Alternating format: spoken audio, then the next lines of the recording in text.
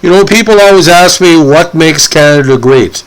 Well, we have great people, great food, great vistas, but what to me makes Canada great is a simple candy company which turned into one of the biggest trading card companies in all of North America and has been legendary literally for almost a full century. So today we're going to be talking a little bit about the great sporting card, non-sport card and candy company O-Pee-Chee. Now, the O-Pee-Chee Company Limited started in 1911 and produced candy until the mid-1980s. It was based in London, Ontario. Now, the company produced its first trading card sets in the 1930s, releasing several collections of baseball, pro ball, and ice hockey cards until the company was sold to Nestle in 96. The O-Pee-Chee name was revived by the trading card company Topps in 97 to release hockey cards, being its licensor until 2004. 2 years later, Upper Deck took over the license for the O-Pee-Chee brand, having released sets up to the present day. Now, a lot of people don't know this. Upper Deck makes hockey cards, but they don't make baseball cards anymore. But the market in Canada is just tremendous. Now, the company got started in 1911 when brothers John McKinnon and Duncan McDermott started to manufacture chewing gum. According to O-Pee-Chee literature, both brothers have been in the gum business and do it very well. The brothers had worked for C.R. Somerville, a gum manufacturing plant in London, and after the Somerville firm was sold to the Chiclets Company in 1908 and the plant moved to Toronto, the McDermott brothers took over the box division and eventually purchased it in 1910. Shortly thereafter, they started O-Pee-Chee, and they produced their first box of a gun called Gypsy. Now, the name O-Pee-Chee is an Ojibwe word meaning the robin, as it is found in the song of Hiawatha by Henry Wadsworth Longfellow. It also happened to be named the Summer Cottage in Grand Bend, Ontario. Now, there's been many transitions over the years. It was made public, made private again, was run but within the family, but eventually it found its way into something called O-Pee-Chee Company Limited. Now, frankly, he took over the company that year and ran the business until his death in 1980, after which Gary Corrine stepped in and purchased the company from his wife, Mary Margaret. Now, the sales for first year operation of O-Pee-Chee were $177,000 plus, with a profit of nearly $5,000. The products manufactured were chewing gum and various types of popcorn, especially crackly nut. In that year, there was 30 employees in the plant, and the annual payroll was $31,000. Now, in 21, the O-Pee-Chee Gum Company was sold to a trust with the intent of incorporating the company and changing its name to the O-Pee-Chee Company Limited. Initially, it was incorporated as a public company with 5 shareholders and 4 directors, all members of the McDermott family. Now, a plant was built in 1928, and initially, the plant was erected primarily to supply a substantial export gum business to UK. From 28 till 89, this plant housed some of the most modern gum and candy-making equipment available in the world. Now, during the Depression, the company operated mainly at a loss. In 1933, a licensing agreement was signed with a Buffalo firm who made paraffin chewing gum and novelties. This allowed O-Pee-Chee to sell these products in Canada, as well as Great Britain, Scotland, and Ireland. In the mid-50s, Whirling Novelties, a candle company in Buffalo, also signed with O-Pee-Chee. So candles could be sold in Great Britain, Scotland, Ireland, and eventually Canada. O-Pee-Chee sold girly novelty candles under the name Gay Bright in Tinseltown in Ireland and Scotland. About this time, Frank Leahy joined the firm as sales manager, and John Gordon McDermott, the son of J.K. McDermott, also became active in the business. Now, trading cards became a big part of the O-Pee-Chee business in the 1930s. The first card sets were produced in the mid-1930s, and a baseball diamond set, much larger than traditional cards, started in 1934. 5 hockey sets of the NHL between 34 and 38 appeared, and a new baseball set in 37 was also produced. There was a Mickey Mouse set in 39 and a Fighting Forces set in 1939. They made a few more sets in the 40s, but it was not until the late 50s that the company started to distribute cards on a regular basis. Now, for many years, again, it was mostly candy. Now, because of the arrival of World War I, accompanied by sugar and other commodity rationing, O-Pee-Chee existed mainly because of war contracts to supply of all things dried egg powder to Europe and the UK. Employees who worked at O-Pee-Chee during the war recall the incident when a boat carrying a load of egg powder was sunk in the St. Lawrence by a German submarine, and a shipment had to be returned to London for repackaging.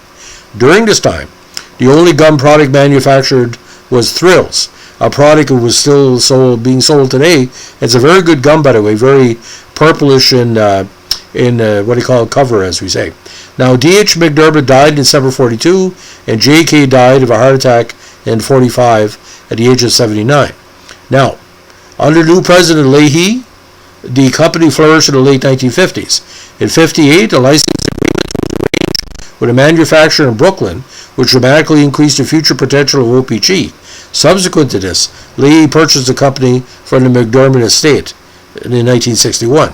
About this time, another licensing agreement was signed with a large candy company located in St. Louis. These two licensing arrangements were still O-Pee-Chee to manufacture and market the products of these two firms in Canada. Immediately, new products became available to the Canadian market, which substantially increased the company's sales volume, allowing for more efficient and manufacturing and marketing techniques. Now, the big year was 58, after the O-Pee-Chee company entered a marketing agreement with Topps. O-Pee-Chee promoted annual trading card sets in Canada, which were very popular with children, and the standard packs including a stick of bubble gum with a stack of picture cards. It could be 8 to 16. In that year, O-Pee-Chee helped produce hockey and football cards, the 58 CFL season and the 57-58 NHL season. In the 1960s, O-Pee-Chee and Topps worked closely together to produce sports and entertainment sets. The three sports promoted by O-Pee-Chee were baseball, pro football, and ice hockey. Starting in 61, the printing and production for these cards were moved to the O-Pee-Chee headquarters in London. Those first Canadian sets were 61 CFL and 62 NHL sets. While those two sets were unique to the Canadian marketplace, the hockey series did compete against the Parky's Hockey Series up until 1964. Starting in 65, parts or sometimes all of the Topps Baseball MLB series was produced as an O-Pee-Chee series in Canada.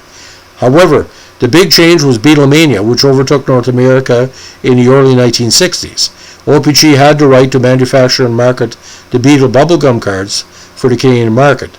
In 64, the four very popular entertainment series, which I did collect back in the day, featured the Beatles. Up until 1967, the annual O-Pee-Chee, also known as Topps Hockey Series, was produced in Canada.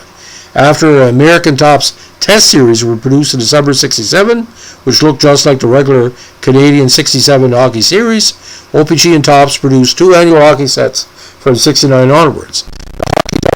An O-Pee-Chee set in Canada and a Topps set in the States coincided with the NHL's 67 expansion from 6 to 12 teams.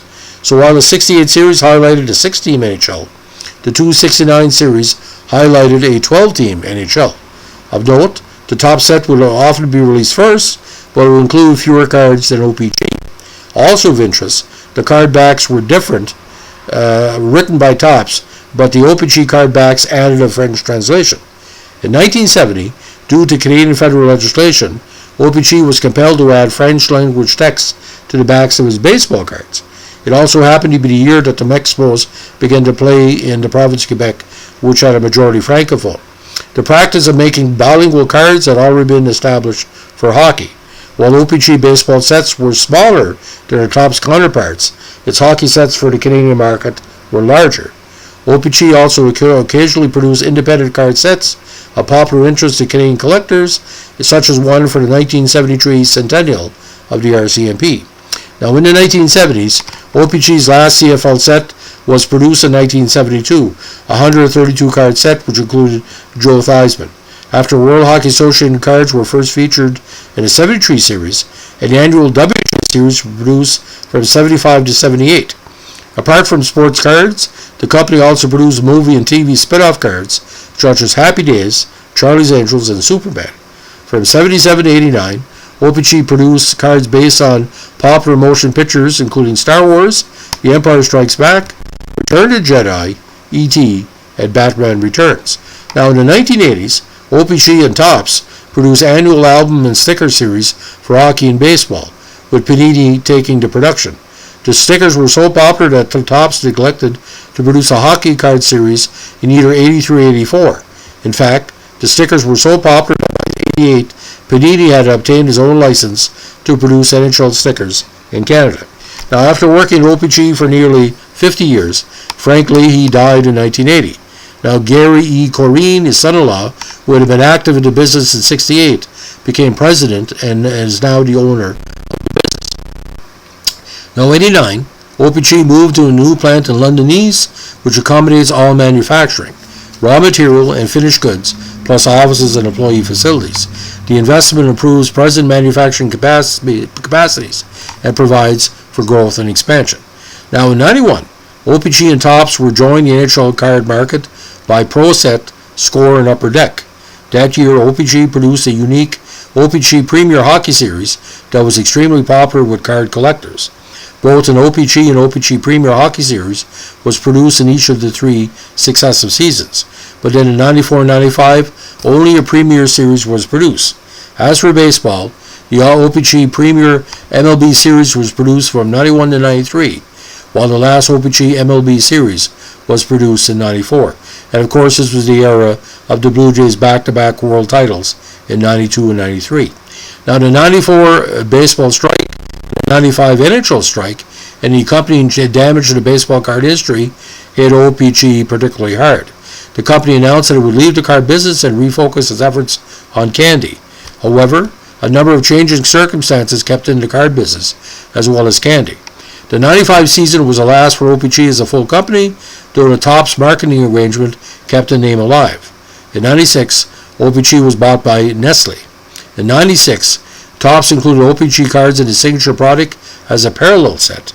It did the same in 89 when it returned to the NHL market after 2 years out. Later that year, O-Pee-Chee was reintroduced fully as Topps used the company name for its Chrome set. 1 year later, O-Pee-Chee once again had a base brand set.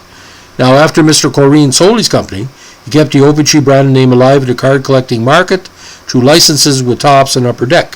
From 96 to 04, the O-Pee-Chee name was used under license by Topps, and since 2007, the O-Pee-Chee name has been owned by Upper Deck.